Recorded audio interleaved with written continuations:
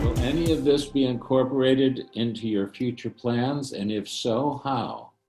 That is the question of the hour, isn't it?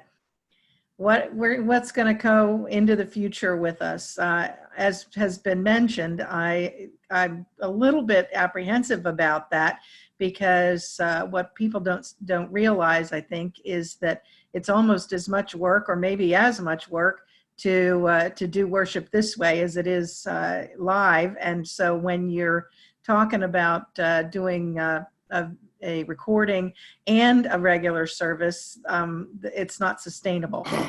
With my leadership team, we've already had discussions about, obviously keeping our weekly prayer, our intercessory prayer on Wednesdays, and keeping devotion, maybe not every single day, but 3 days out of the week, Monday, Wednesday, Friday, keeping our devotion.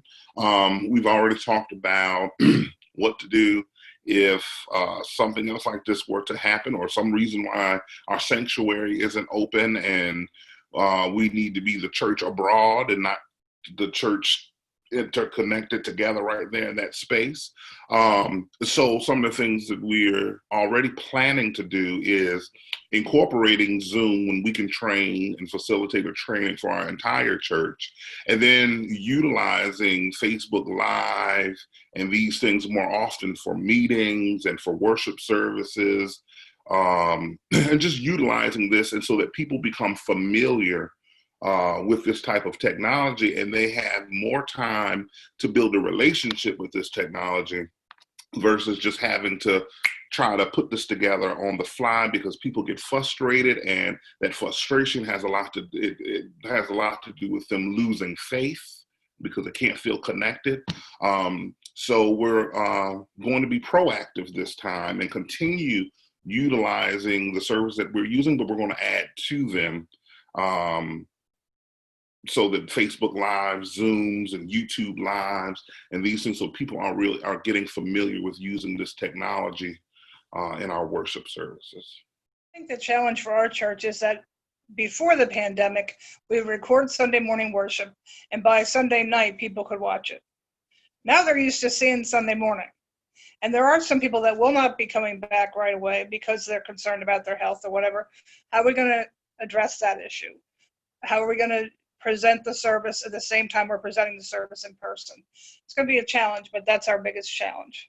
I think it would do the church a disservice if we discontinued many parts of this. For example, I found in Facebook Live, I'm able to reach some people who were members of the church who did not attend the church, but are willing to participate in Facebook Live and write in comments. They were never truly absent. They just didn't have a way of participating. Do I get to make those determinations? It truly is up to the church.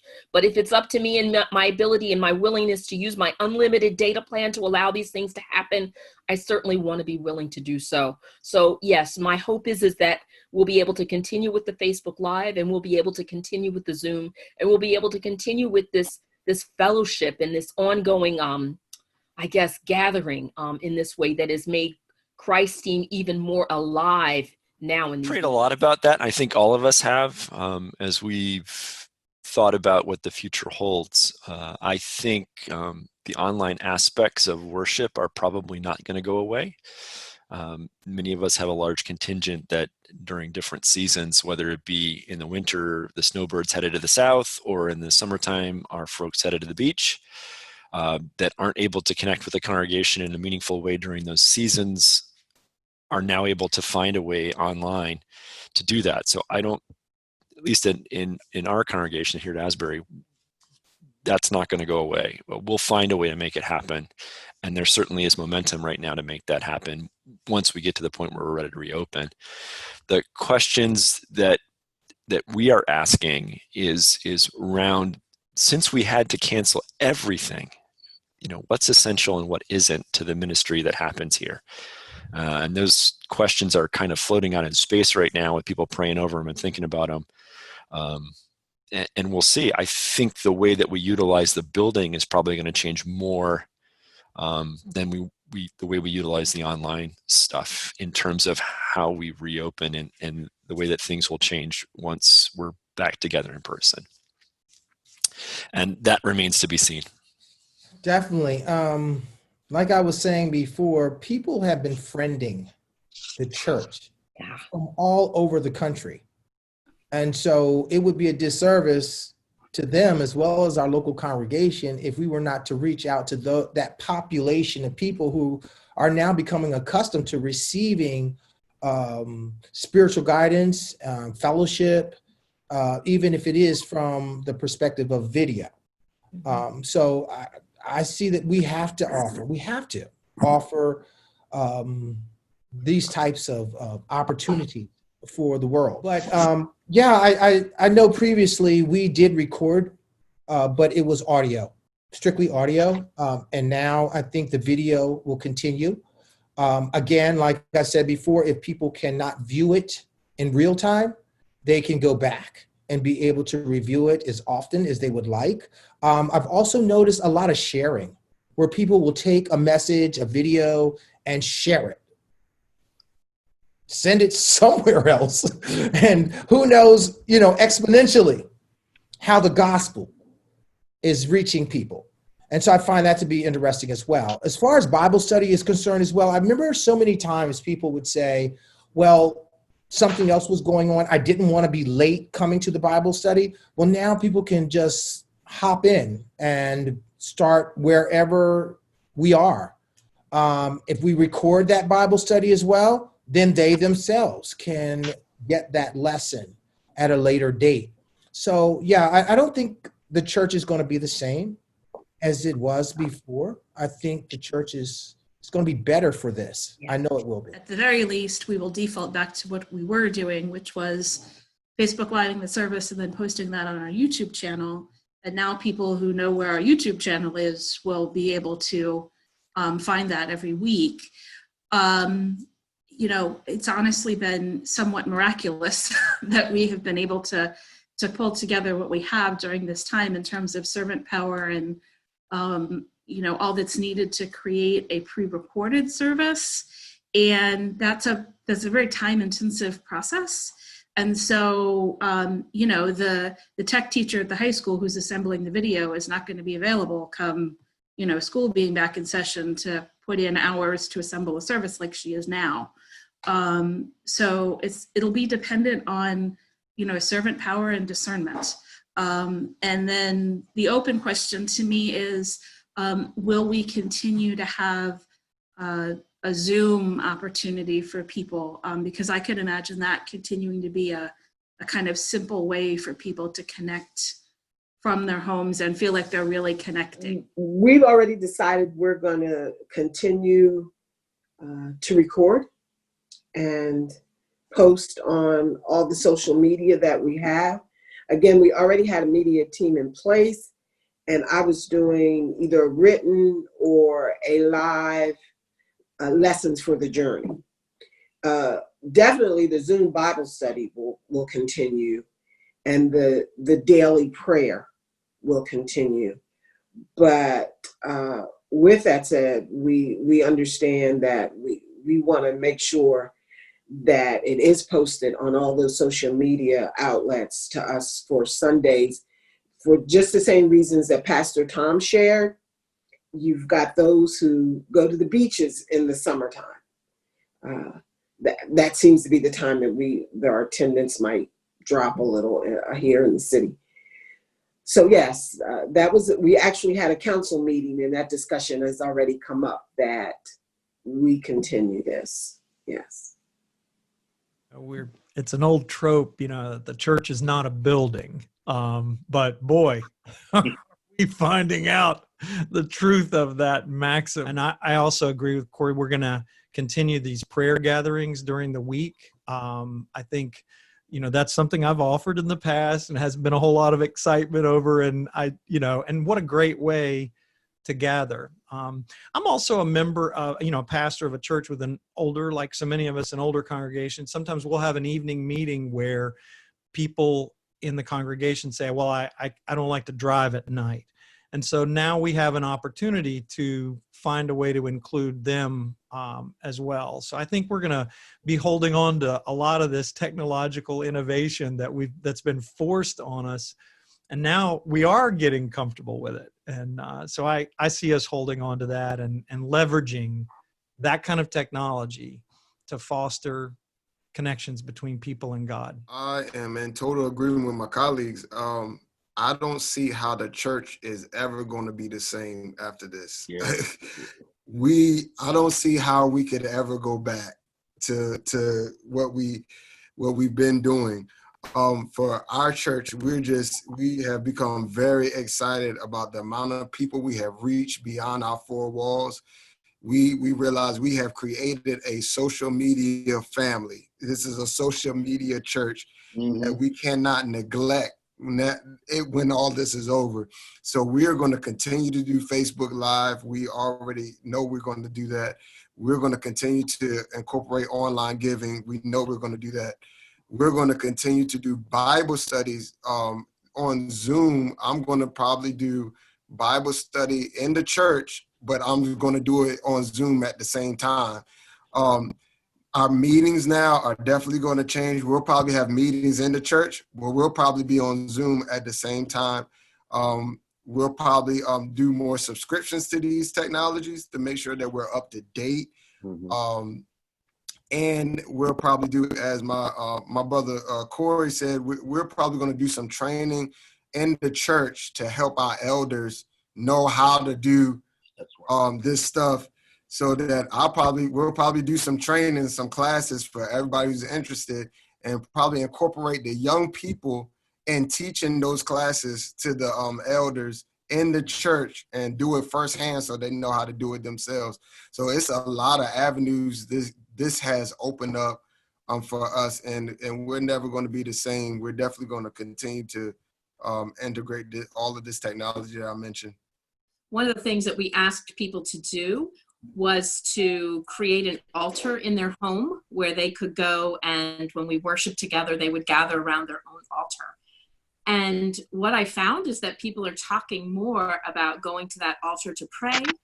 And I think in some ways, this virus and our response to it has moved church from a place into people's lives, into their homes. And that's been such a wonderful thing to see. I got a note from a woman the other day who said that initially she had a really hard time worshiping, watching the screen. She would just get distracted.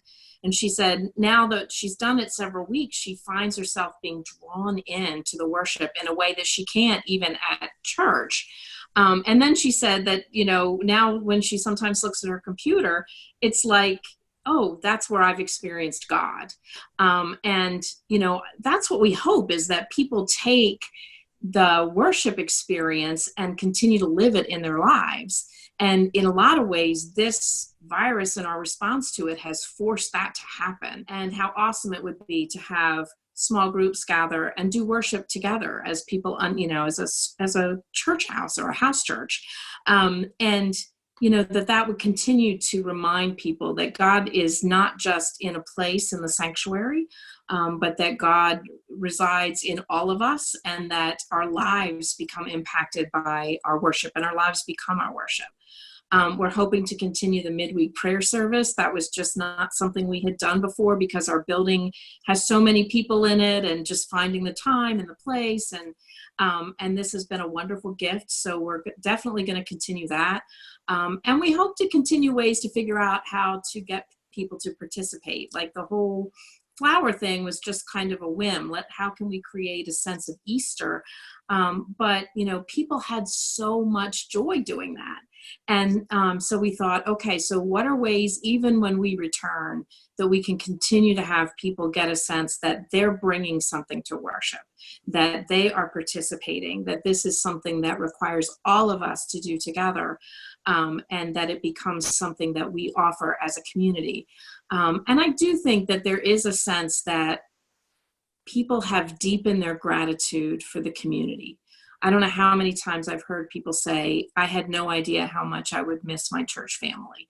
And I think that that's going to continue into the future as well, this sense of community that we probably took for granted, that we now will continue to find ways to foster it, to nurture it, so that it becomes something that continues to impact our lives. So I definitely see a lot of our practices continuing. One of the things that we've struggled with has, as was also mentioned, is the music and the legality of that. So going forward, I would hope that that would be addressed, that we can use some of this music in a legal way. So those are the kinds of things that we're worried about right now. We're also planning a prayer vigil that will be done by mail, and we're going to send out packets. And we've had mixed response on prayer vigils before, where people have had to come to the church to do it. And so we're hopeful that this might be a way to bring that into our church. I think what Sally said is very true. A lot of it is really good thing, a lot of good things that are not sustainable when we get back into the habit of adding in the work we were doing before, because it is a lot of work. But I definitely think, I told somebody this week that I understand why they call them spiritual disciplines now, because when you're on video every day, it becomes, you have to be disciplined. But I do think the daily offices have been one thing that I would love to keep doing. And we're doing them Monday through Friday right now. Just because the feedback has been amazing. Just people saying, hey, I'm so glad to have been able to pray together this morning, has been huge. And so that's something I really would like to keep. Another thing is, I know a lot of people have said that, they want to be in the sanctuary, that it's been comforting to be in the sanctuary. And I definitely think that's true. We've also tried to do a lot of outside the walls church, and that's been huge. And that's something I definitely want to keep around. We always talk about how the church is not the building, it's the people. But this has kind of forced us to put that into practice. And that's been huge. And the response of doing, a worship service outside by the river, things like that has been huge. And just this concept of having live, even if it's in the sanctuary, having live worship streamed or even recorded streamed online. There was one Sunday we had 8 people choose to follow Jesus because they watched the service online. And that's 8 people that probably would not have entered the walls of a church. And so that's huge. That's one thing I definitely want to keep. The last thing I definitely want to keep up after this is the partnerships. We're called to be the body of Christ and be united, and yet we are as dispersed as we possibly can be in a lot of ways. And this has kind of allowed us to reach each other's congregations in some ways, to do partnerships with churches, and that's been cool. So those are a few things I would definitely hope to keep around when this is over. Rudy, and let me ask you about the setting for your daily offices. Where is that filmed? It's usually in one of my offices, either in one of the charge churches or in Centerville. But we have done some, like this week, I think we did one where the topic was listening to God. And so I actually went out to a beaver pond that I go to be alone with the Lord. And I started the daily office and then said, we're going to take the normal 30 minutes that we would be doing this. So I took them somewhere where I usually listen to God. And then I actually logged off the video and said, now for the next 30 minutes. And I told them, I said, I'll see you at 10 o'clock when we do the kids' time, if you want to tune in for that. And so, yeah, it totally varies. And I think that's the beauty of it, is when you're not tied to a building, you can go where the Lord leads more freely to record services and to do things like that. So Karen's going into retirement, and I think Don't even don't even go there, just to try. Yeah, I know. Well, it's okay, but Virginia was saying, can't people just drive by and she sit in a chair in the parking lot? They could all say their goodbyes and their fond. But you'll come up with some creative way. I think that's the lesson of this time. We have to be more creative. Can I ask a question? I'm curious for Rudy and Sally. Do you have any people in your congregations with COVID? Have you had that yet? We've had 2. Have you? Did they survive? Yes. Okay. All right. We've had one brother of one of the matriarchs in one of the churches who did die from COVID-19.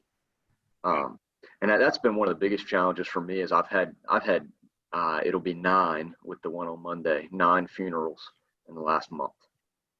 Now only 2 of those were coronavirus related and they were not members of the congregation, but 9 funerals in the last But you month. actually did funerals, because up here, they're just putting everything on hold. They're very rarely having anything, even 10 people gatherings. So Yeah. that's another interesting thing. So they put that on hold till when? And where will I be? It's just, Yeah, it's been mostly graveside only and under 10 Yeah. people, but Yeah. but That's yeah, how we've been doing it. Graveside only and under 10.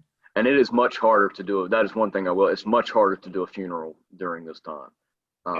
Just to, it's not the same meeting with a family when it's not. One of the congregations I serve is almost entirely young adult, and so the 2 that have had it have been in the medical field and were young adults. And I do agree with Corey.